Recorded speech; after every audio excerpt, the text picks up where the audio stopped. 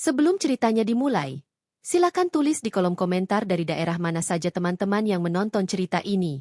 Jangan lupa like dan subscribe agar channel Tante Sasha bisa terus berkembang dan menyajikan cerita-cerita terbaik untuk kalian semua. Malam itu begitu hening.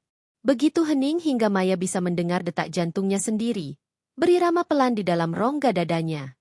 Udara dingin dari pendingin ruangan menyelimuti kamar tidur mereka yang luas dan mewah, menciptakan suasana nyaman yang biasanya membuat siapapun terlelap tanpa mimpi. Di sampingnya, Adrian, suaminya, terbaring pulas. Deru napasnya yang teratur selama 5 tahun terakhir selalu menjadi musik pengantar tidur bagi Maya. 5 tahun pernikahan. 5 tahun yang ia yakini sebagai dongeng indah yang menjadi nyata. Ia merasa memiliki segalanya. Suami yang tampan dan penuh perhatian. Kehidupan yang mapan berkat warisan keluarganya. Rumah besar yang selalu terasa hangat dan aman. Setidaknya, itulah yang ia percayai hingga malam itu. Tepat pukul 2 pagi, Maya terbangun. Bukan karena mimpi buruk. Bukan pula karena suara bising. Melainkan karena rasa haus yang mencekik tenggorokannya. Ia mencoba mengabaikannya. Membalikan badan, memeluk guling lebih erat, berharap rasa kering itu menghilang dengan sendirinya. Namun kerongkongannya terasa seperti gurun pasir. Setiap tarikan napas justru membuat rasa tidak nyaman itu semakin nyata. Dengan gerakan sangat pelan agar tidak membangunkan Adrian, Maya menyingkap selimut tebal. Kakinya menyentuh lantai kayu yang dingin, membuatnya sedikit bergidik. Ia berjalan perlahan menuju pintu kamar, membukanya dengan sangat hati-hati agar tidak menimbulkan bunyi sedikit pun. Lorong lantai 2 rumah mereka remang-remang, hanya diterangi cahaya lampu tidur kecil di sudut ruangan. Tujuan Maya sederhana, dapur di lantai bawah. Namun saat ia melewati ruang kerja Adrian, yang pintunya sedikit terbuka, ia berhenti mendadak. Ada cahaya tipis dari dalam ruangan. Dan suara samar, seperti bisikan. Maya mengerutkan kening. Siapa yang berada di ruang kerja jam segini? Awalnya ia berpikir itu Adrian. Mungkin suaminya tidak bisa tidur dan memutuskan menyelesaikan pekerjaan. Tapi saat Maya melirik kembali ke kamar tidur, ia masih bisa melihat siluet tubuh Adrian terbaring di atas ranjang. Jantungnya mulai berdetak lebih cepat. Apakah ada pencuri? Rasa takut merambat naik di punggungnya. Tapi rasa penasaran justru lebih kuat. Dengan langkah sangat pelan, Maya mendekati pintu ruang kerja. Ia menempelkan telinganya ke celah pintu. Suara itu kini terdengar lebih jelas. Dan darah Maya seakan membeku. Itu suara Adrian. Iya, Bu, semuanya berjalan sesuai rencana. Napas Maya tertahan. Bagaimana mungkin? Dengan mata menyipit, ia mengintip lewat celah pintu. Apa yang dilihatnya membuat seluruh tubuhnya kaku.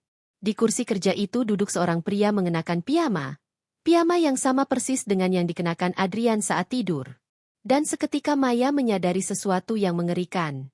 Tubuh yang tadi ia lihat di ranjang, bukan Adrian. Hanya tumpukan bantal yang disusun rapi di bawah selimut. Sebuah kebohongan. Kebohongan kecil, tapi terasa begitu besar dan menakutkan.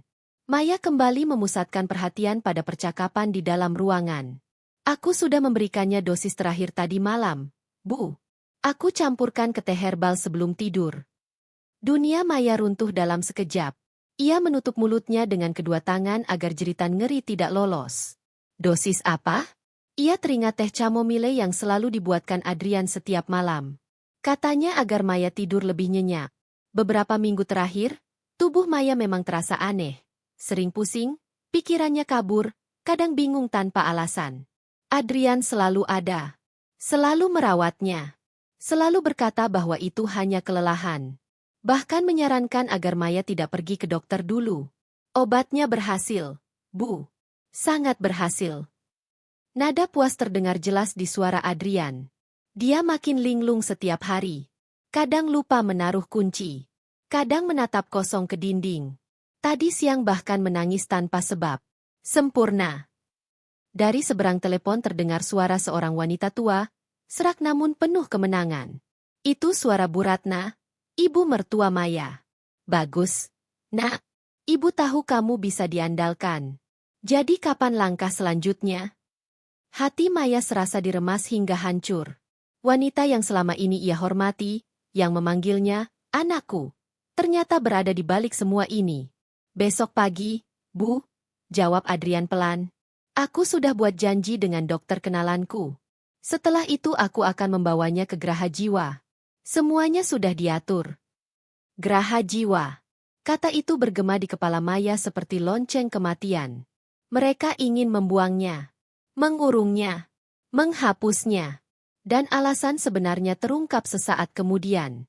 Setelah dia dinyatakan tidak waras, semua asetnya akan berada di bawah kendaliku. Suara Adrian kini dingin, tanpa sisa cinta. Perusahaan, rumah ini, semua tabungan ayahnya. Semuanya akan jadi milik kita. Maya tidak bisa bernapas. Pria yang ia cintai, pria yang ia percayai sepenuh jiwa, adalah monster. Namun di tengah kehancuran itu, terngiang suara ayahnya dalam ingatan. Maya, kamu lebih kuat dari yang kamu kira. Dan untuk pertama kalinya, Maya sadar. Malam ini bukan akhir segalanya. Ini adalah awal. Maya tidak tidur malam itu. Matanya terpejam, tetapi pikirannya bekerja tanpa henti. Setiap detik berlalu terasa seperti pisau yang mengiris kesadarannya. Rasa takut dan sakit hati masih ada. Namun kini terdorong ke sudut terdalam oleh sesuatu yang lebih kuat. Ia tidak akan membiarkan mereka menang. Ia tidak akan berakhir di rumah sakit jiwa. Dan ia tidak akan membiarkan 1 rupiah pun dari warisan ayahnya jatuh ke tangan para pengkhianat itu.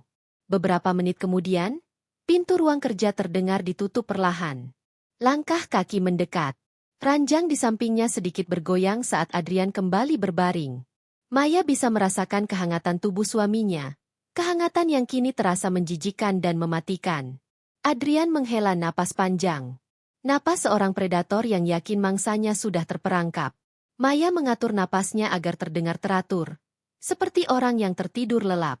Di dalam kepalanya, rencana mulai tersusun satu persatu, dingin dan terperinci. Permainan ini belum berakhir. Justru baru saja dimulai.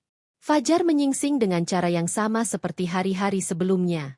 Sinar matahari keemasan menembus celah gorden tebal, melukis garis cahaya di atas permadani mahal kamar mereka. Biasanya Maya menyukai pagi. Baginya, pagi adalah janji akan awal baru. Namun pagi ini terasa mengejek. Dunia di luar sana tetap berjalan normal, sementara dunia di dalam dirinya telah runtuh, lalu dibangun kembali menjadi benteng waspada.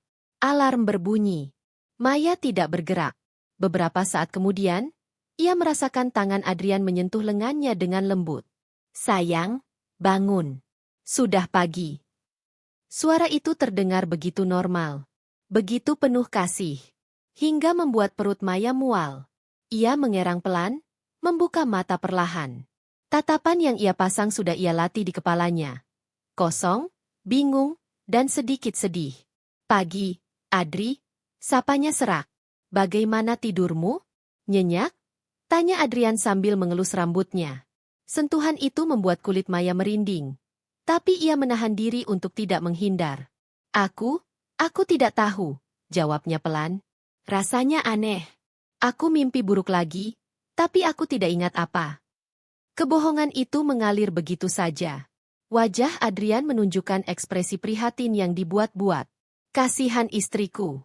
Mungkin kamu memang terlalu lelah. Maya mengangguk lemah. Hari ini kita akan cari solusi, lanjut Adrian. Ayo, kita sarapan dulu. Aku sudah siapkan roti panggang kesukaanmu. Saat Adrian masuk ke kamar mandi, Maya langsung bangkit. Jantungnya berdebar kencang. Waktunya beraksi. Ia bergegas ke meja rias dan mengambil sebuah botol parfum kecil yang isinya hampir habis. Dengan cepat, ia mengosongkan sisa parfum ke wastafel lalu membilas botol itu berkali-kali hingga benar-benar tidak berbau. Botol kecil itu kini menjadi wadah bukti yang sempurna. Ia menyelipkannya ke dalam saku jubah mandinya. Tidak ada ruang untuk kesalahan. Di meja makan, semuanya sudah tertata rapi. Roti panggang dengan selai alpukat, buah segar, dan 2 cangkir teh yang mengepulkan uap hangat. Aroma teh chamomile itu kini terasa menusuk seperti bau racun. Maya duduk perlahan, memasang wajah lesu. Adrian keluar dari dapur membawa sepiring telur orak-arik. Makan yang banyak ya, sayang. Kamu butuh tenaga, katanya sambil duduk di hadapannya. Maya mengambil roti dan memakannya perlahan. Matanya tak lepas dari cangkir teh di depannya. Ia tahu di dalam cairan keemasan itu terkandung zat yang perlahan menghancurkan pikirannya. Maya, ujar Adrian lembut namun tegas. Ia mengangkat cangkir itu dengan tangan yang sengaja dibuat sedikit gemetar. Saat cangkir mendekati bibirnya, ia mulai bagian kedua dari sandiwara. Ia terbatuk. Awalnya pelan, lalu semakin keras, seolah tersedak hebat. Maya, kamu tidak apa-apa. Adrian langsung bangkit, wajahnya panik. Panik karena rencananya terancam gagal. Di tengah batuk buatannya, Maya menyenggol cangkir teh itu. Sebagian isinya tumpah ke atas meja. Oh, maafkan aku, katanya terengah. Tidak apa-apa. Biar aku bersihkan, kata Adrian. Tidak, cegah Maya cepat. Aku saja. Aku yang menumpahkannya. Ia membawa cangkir itu ke dapur. Punggungnya menghadap ruang makan. Detik-detik yang sangat berharga. Dengan gerakan secepat kilat, Maya mengeluarkan botol parfum kosong dari sakunya dan menuangkan sedikit teh ke dalamnya. Cukup sebagai sampel. Ia menutup botol itu rapat, lalu menyelipkannya kembali ke saku. Sisa teh dibuang ke wastafel dan cangkir dibilas bersih. Saat ia berbalik, Adrian berdiri di ambang pintu dapur. Kamu yakin baik-baik saja? Tanyanya. Iya. Hanya tersedak sedikit, jawab Maya. Ia berhasil. Bukti pertama kini berada di tangannya. Setelah sarapan, Adrian duduk di samping Maya di sofa. Ia menggenggam tangan istrinya erat, hangat, tapi terasa seperti belenggu. Maya, dengarkan aku, katanya serius. Aku sangat khawatir dengan kondisimu. Maya membiarkannya bicara. Aku sudah membuat janji dengan psikiater yang sangat ahli. Kita akan menemuinya hari ini. Aku tidak gila, Adri, bisik Maya, memainkan kartu penolakan. Adrian memeluknya. Tentu saja kamu tidak gila. Kamu hanya sedang tidak sehat. Di dalam pelukan monster itu, api kemarahan Maya semakin berkobar. Baiklah, bisiknya pasrah. Jika menurutmu itu yang terbaik. Ia telah melewati tahap pertama. Tak lama kemudian, Adrian berpura-pura sibuk. Aku harus pergi sebentar ke bank, katanya. Setelah itu aku akan bertemu Dokter Bima sebelum kita datang bersama. Maya tahu, itu kebohongan. Pergilah, jawabnya lemah. Jangan kemana-mana. Aku akan kembali dalam 2 jam. Begitu mobil Adrian menghilang, sikap Maya berubah total. Punggungnya tegak, tatapannya tajam. Ia mengunci pintu rumah dan bergegas ke ruang kerja Adrian. Ponselnya sudah di tangan. Ia mencari satu kontak khusus. Guardian Angel. Nomor itu milik Pak Wiryo, pengacara kepercayaan ayahnya. Panggilan tersambung. Pak Wiryo, kata Maya tegas. Saya dalam bahaya besar. Dan untuk pertama kalinya sejak malam itu, Maya merasa tidak sendirian. Suara di seberang telepon terdengar tenang, namun langsung berubah serius. Tenang, Maya, ujar Pak Wiryo. Bicara pelan-pelan. Ceritakan semuanya. Saya mendengarkan. Maya menelan ludah. Untuk sesaat, tembok pertahanannya hampir runtuh. Mendengar suara yang begitu familiar dan penuh wibawa membuat air mata menggenang di pelupuk matanya. Namun ia menahannya. Sekarang bukan waktunya menangis. Ia mulai bercerita. Dari detik ia terbangun pukul 2 pagi. Cahaya di ruang kerja. Percakapan telepon Adrian dan Bu Ratna. Tentang teh herbal. Tentang rencana membawanya ke rumah sakit jiwa. Tentang niat mereka menguasai seluruh hartanya. Ia juga menceritakan bagaimana ia berhasil mengambil sampel teh ke dalam botol parfum kecil. Maya berbicara cepat, tapi jelas. Setiap detail ia sampaikan tanpa ada yang tertinggal. Di seberang sana, Pak Wiryo diam lama. Lalu terdengar helaan napas berat. Anak itu, katanya pelan, dingin. Ayahmu tidak pernah sepenuhnya mempercayainya. Hah? Maya terkejut. Kami tidak punya bukti. Hanya firasat orang tua, lanjutnya. Tapi sekarang kita tidak membahas masa lalu. Kita fokus menyelamatkanmu. Nada suaranya berubah tegas. Maya, dengarkan saya baik-baik. Jangan lakukan apapun di luar instruksi saya. Apakah kamu mengerti? Saya mengerti, jawab Maya mantap. Bagus. Instruksi pertama. Senjatai. Pergi ke brankas di ruang kerja ayahmu, kata Pak Wiryo. Buka. Di dalamnya ada map merah bertuliskan perjanjian pranikah MN. Maya langsung bergerak. Ia tahu kombinasi brankas itu, warisan terakhir dari ayahnya. Dengan tangan mantap, ia memutar kunci. Pintu baja terbuka perlahan. Di dalamnya, di antara surat-surat berharga, ia melihat map merah tebal itu. Sudah saya temukan, lapornya. Buka halaman terakhir. Cari klausul 27B yang disorot kuning. Maya membalik halaman demi halaman. Jantungnya berdebar saat menemukan bagian yang dimaksud. Bacakan, perintah Pak Wiryo. Maya membaca. Klausul itu menyatakan bahwa jika salah satu pasangan terbukti secara hukum melakukan penipuan, penggelapan, atau upaya membahayakan kondisi fisik maupun mental pasangannya demi keuntungan pribadi, maka seluruh hak atas harta bersama gugur otomatis. Pelaku wajib mengganti kerugian 2 kali lipat dari total aset yang coba dikuasai. Napas Maya tercekat. Ini bukan perjanjian biasa, bisiknya. Itu bukan perisai, jawab Pak Wiryo tenang. Itu pedang. Air mata akhirnya jatuh, bukan karena lemah, melainkan karena ayahnya telah melindunginya bahkan dari alam kubur. Perangkara. Instruksi kedua, lanjut Pak Wiryo. Ponselmu.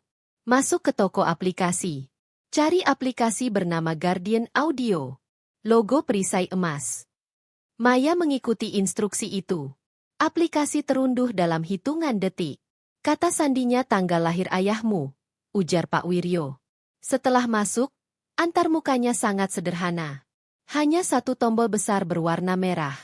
Aplikasi ini akan merekam semua suara di sekitarmu secara diam-diam dan langsung mengunggahnya ke server aman kami, jelasnya. Sebelum Adrian pulang, aktifkan. Jangan pernah mematikannya. Baik. Enstra. Nada Pak Wiryo menjadi sangat serius. Sekarang yang paling penting, ikuti permainan mereka. Maya terdiam. Ketika Adrian membawamu ke psikiater, pergilah, lanjutnya. Jangan melawan. Bertingkahlah persis seperti yang mereka harapkan. Bingung. Rapuh. Jika dokter bertanya apakah kamu sering linglung, jawab, sejak suamimu memberimu teh herbal. Jika ditanya soal keuangan, katakan, semuanya diurus suamimu dan kamu tidak diizinkan ikut campur. Kamu tidak sedang melarikan diri, Maya. Kamu sedang mengumpulkan bukti.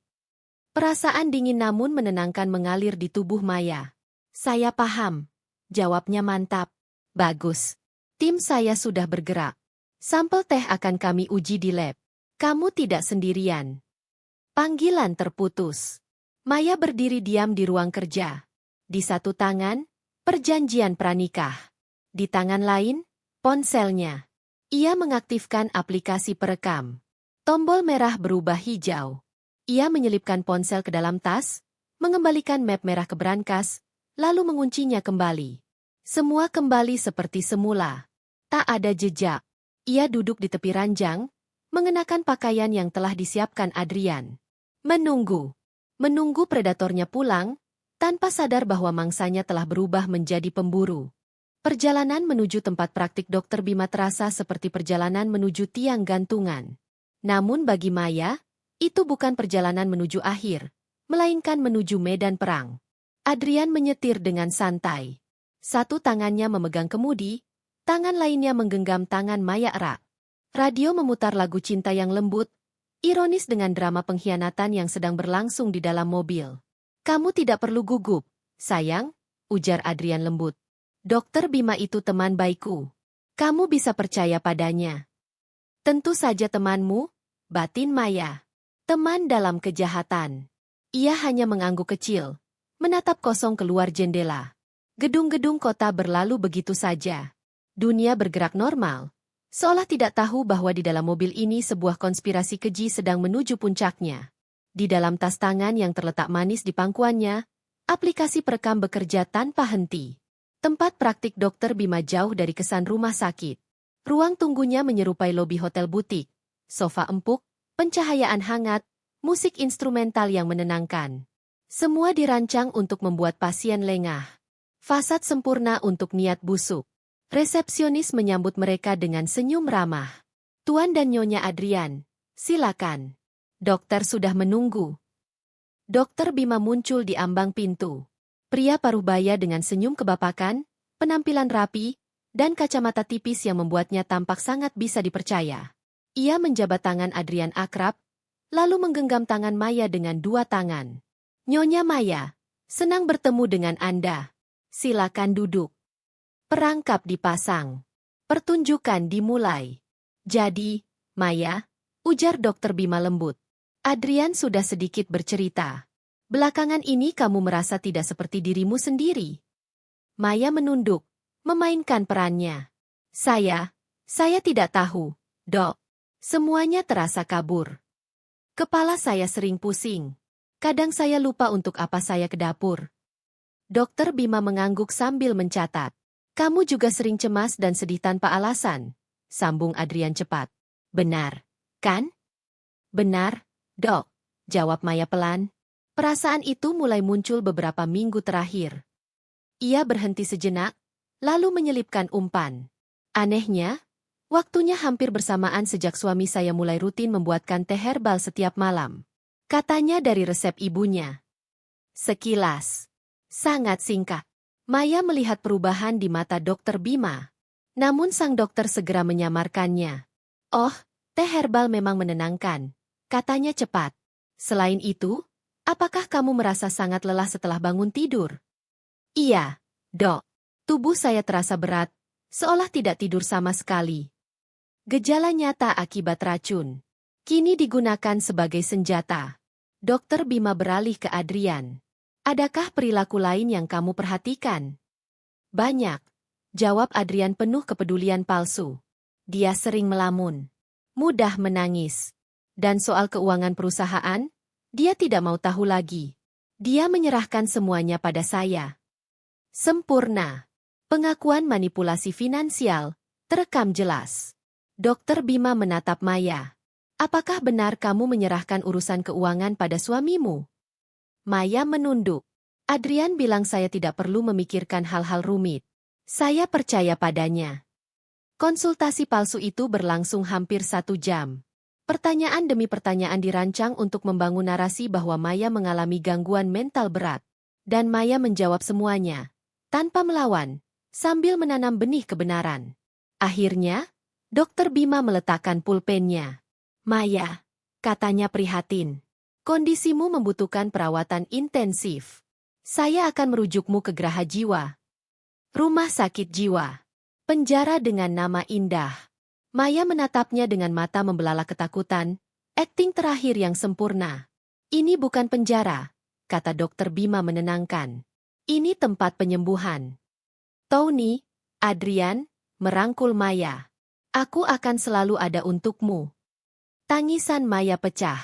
Tangisan itu setengah sandiwara. Setengah lagi, luapan emosi yang nyata. Mereka mengira itu tangisan keputusasaan. Padahal itu tangisan kelegaan. Dokter Bima menyerahkan amplop rujukan pada Adrian. Besok pagi mereka sudah menunggu.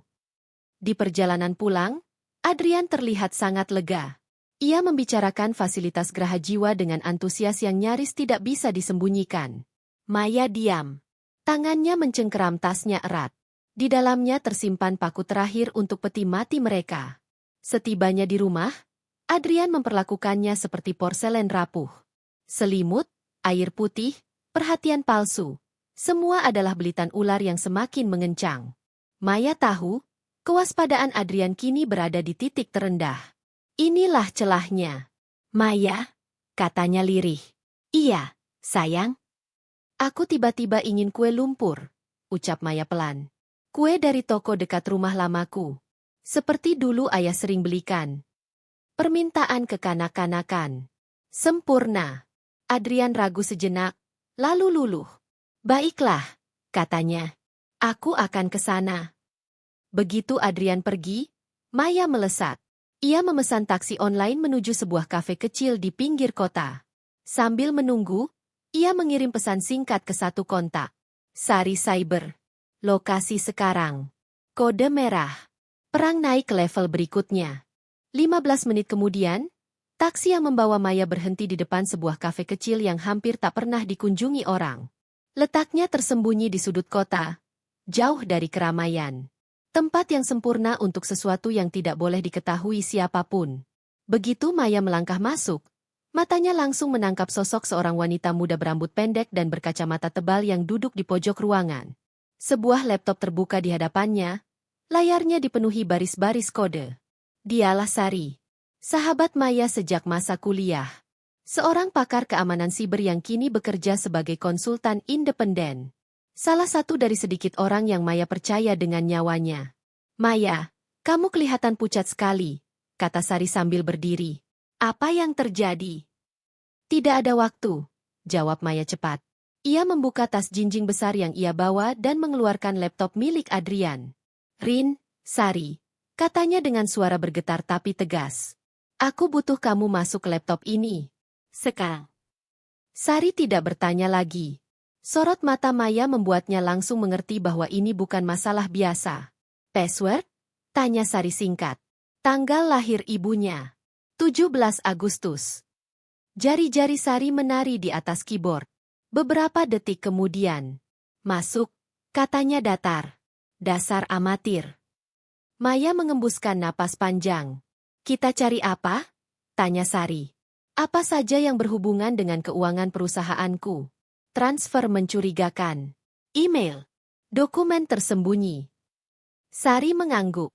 Ia mulai membuka direktori sistem yang bahkan tidak diketahui pengguna biasa. Beberapa menit berlalu dalam keheningan yang hanya diisi suara ketukan keyboard. "Bingo," desis Sari tiba-tiba. "Aku menemukan partisi tersembunyi."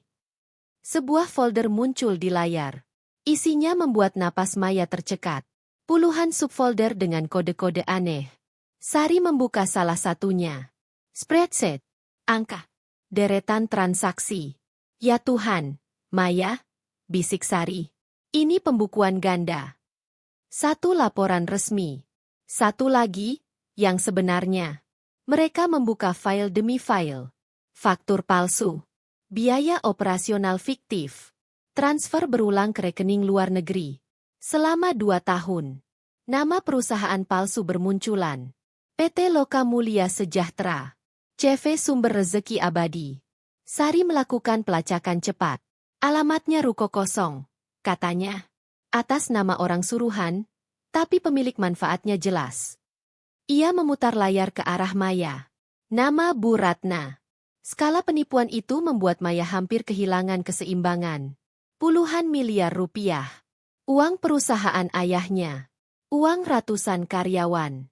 Digunakan untuk mobil sport, apartemen luar negeri, perhiasan mahal, liburan mewah. "Ini bukan cuma tentang aku," bisik Maya. "Mereka menghancurkan peninggalan ayahku." "Masih ada lagi," kata Sari. Ia membuka file PDF. Sebuah draft surat kuasa. Memberikan Adrian kendali penuh atas seluruh aset Maya. Aktif setelah Maya dinyatakan tidak mampu secara mental. Di bawahnya. Pemesanan 2 tiket pesawat kelas bisnis ke Swiss. "Minggu depan. Mereka akan kabur," ujar Sari pelan. "Salin semuanya." Perintah Maya dingin. "Ke USB ini. Jangan tinggalkan jejak." Sari bekerja cepat. Data ratusan gigabita berpindah ke sebuah USB kecil terenkripsi. Sambil menunggu, Maya menelepon satu orang lagi. "Pak Joko," katanya saat sambungan terangkat. "Saya butuh bantuan Bapak." Direktur keuangan perusahaan ayahnya. "Siapkan semua laporan transaksi 2 tahun terakhir," lanjut Maya. "Khusus yang berhubungan dengan PT Loka Mulia Sejahtera dan CV Sumber Rezeki Abadi." Diam-diam. Terdengar jeda singkat. "Saya sudah lama mencurigai ini," jawab Pak Joko. "Anggap selesai." Sari mencabut USB. "Semua bukti ada di sini. Jejakku sudah bersih." Maya menggenggam USB kecil itu. Di dalamnya tersimpan kehancuran 2 pengkhianat. Taksi berikutnya membawa Maya ke sebuah apartemen mewah anonim di pusat kota. Lokasi aman. Di sana, Pak Wiryo sudah menunggu. Wajahnya mengeras saat melihat isi USB dan mendengar hasil laboratorium. "Teh itu mengandung obat penenang dosis tinggi dan zat psikoaktif," katanya. Mereka benar-benar meracunimu. Maya menyerahkan rekaman konsultasi dan data keuangan. Pak Wiryo menutup map merah perjanjian pranikah. Klausul 27B aktif sepenuhnya, katanya dingin. Ini bukan perisai lagi. Ini pedang. Lakukan, jawab Maya tanpa ragu. Hancurkan mereka. Pak Wiryo mengangguk. Surat penangkapan akan keluar besok pagi. Di rumah, Adrian mungkin sedang tersenyum membawa kue lumpur, tanpa tahu bahwa fajar esok hari akan menjadi awal kehancurannya. Senja turun perlahan saat Maya kembali ke rumah. Langit berwarna jingga keunguan, seolah ikut menyaksikan akhir dari sandiwara panjang yang telah menyiksa batinnya. Mobil Adrian sudah terparkir di halaman. Ia sengaja datang beberapa menit setelah suaminya, cukup untuk memastikan semuanya berjalan sesuai rencana. Begitu pintu dibuka, Adrian sudah berdiri di sana, memegang sekotak kue lumpur dengan senyum lebar. Dari mana saja, sayang? Tanyanya. Aku mencarimu ke seluruh rumah. Aku di taman belakang, jawab Maya datar. Kepalaku pusing. Aku butuh udara. Kebohongan kecil yang mudah dipercaya. Ia mengambil kotak kue itu tanpa menatap mata Adrian dan melangkah ke dalam rumah. Di meja makan, Bu Ratna sudah duduk manis. Seolah-olah ia adalah nyonya rumah yang sah. Kehadirannya malam ini jelas bukan kebetulan. Ini adalah perayaan kemenangan mereka yang terlalu dini. Wanita tua itu bangkit dan memeluk Maya. Oh, anakku, katanya penuh simpati palsu. Ibu dengar kondisimu. Jangan khawatir. Kami semua di sini menjagamu. Pelukan itu terasa seperti lilitan ular. Terima kasih, Bu, jawab Maya lembut. Makan malam berlangsung aneh dan sunyi. Hidangan mahal tersaji seperti jamuan perayaan. Adrian dan Bu Ratna mendominasi percakapan, membahas rencana masa depan yang Maya tahu tidak akan pernah terjadi. Nanti setelah kamu sembuh, kita liburan ke Eropa, kata Adrian antusias. Paris, Roma. Iya, timpal Bu Ratna. Maya memang butuh penyegaran. Maya hanya tersenyum tipis. Eropa? Bukan. Kalian akan pergi ke tempat lain.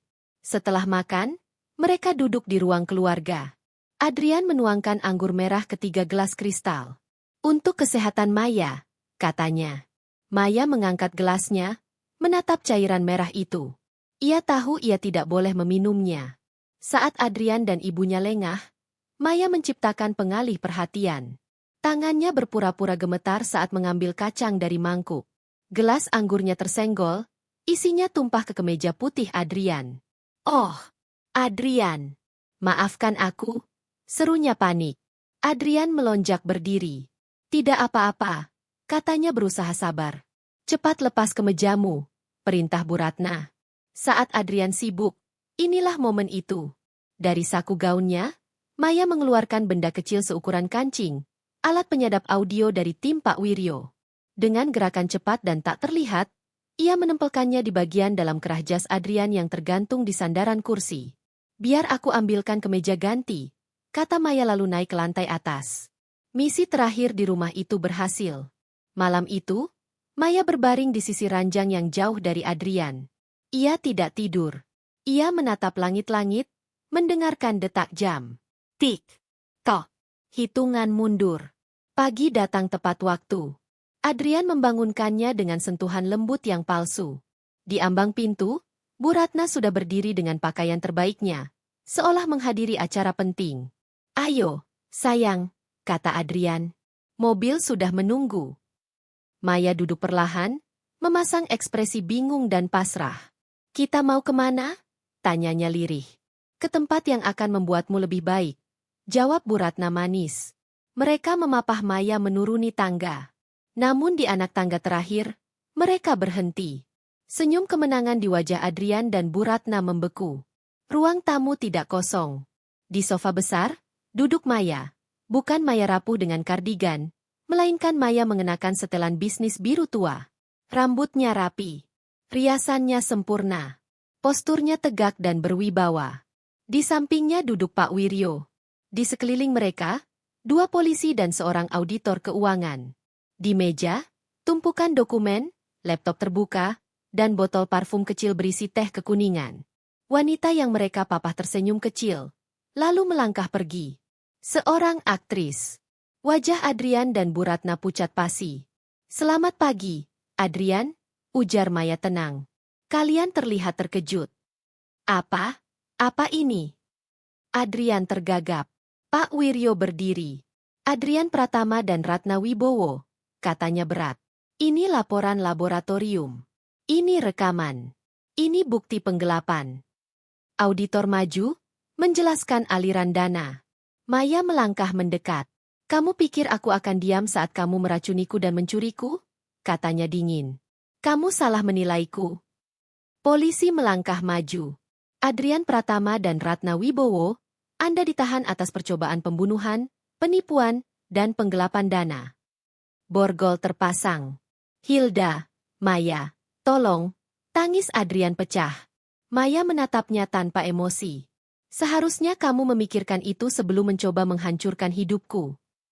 Apa yang terjadi setelah pagi penangkapan itu bukanlah perlawanan sengit, melainkan longsoran keadilan yang tak bisa dihentikan. Adrian dan Bu Ratna sempat mencoba bertahan. Dari balik sel tahanan, mereka menyewa pengacara mahal, berharap uang dan koneksi masih bisa menyelamatkan mereka. Namun mereka tidak menyadari satu hal penting. Fondasi kebohongan mereka sudah runtuh. Di ruang sidang, jaksa penuntut mempresentasikan bukti satu persatu dengan ketelitian dingin. Pertama, laporan laboratorium. Seorang ahli toksikologi menjelaskan di bawah sumpah bahwa sampel teh dari botol parfum Maya mengandung obat penenang dosis tinggi dan zat psikoaktif. Efeknya jika dikonsumsi terus-menerus adalah kebingungan, gangguan memori, depresi, dan penurunan fungsi kognitif. Itu bukan lagi dugaan. Itu fakta ilmiah. Adrian telah meracuni istrinya secara perlahan. Kemudian, rekaman konsultasi dengan Dr. Bima diputar di ruang sidang yang hening. Semua orang mendengar bagaimana seorang dokter, yang seharusnya menyembuhkan, justru menggiring pasiennya ke dalam jebakan. Dr. Bima akhirnya memilih bekerja sama dengan jaksa. Dari kursi saksi, ia mengaku menerima uang dan skenario dari Adrian. Lisensi medisnya dicabut. Reputasinya hancur. Lalu, rekaman dari alat penyadap di jas Adrian diperdengarkan. Percakapan penuh kemenangan antara Adrian dan Bu Ratna di malam terakhir. Mereka membahas rencana membawa Maya ke Geraha Jiwa dan menikmati hartanya. Pengakuan murni. Tanpa paksaan. Terakhir, yang paling menghancurkan, data keuangan.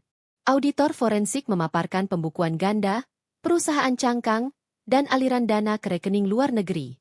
Puluhan miliar rupiah ditampilkan di layar besar ruang sidang. Judul berita nasional meledak. Istri diracuni suami demi harta.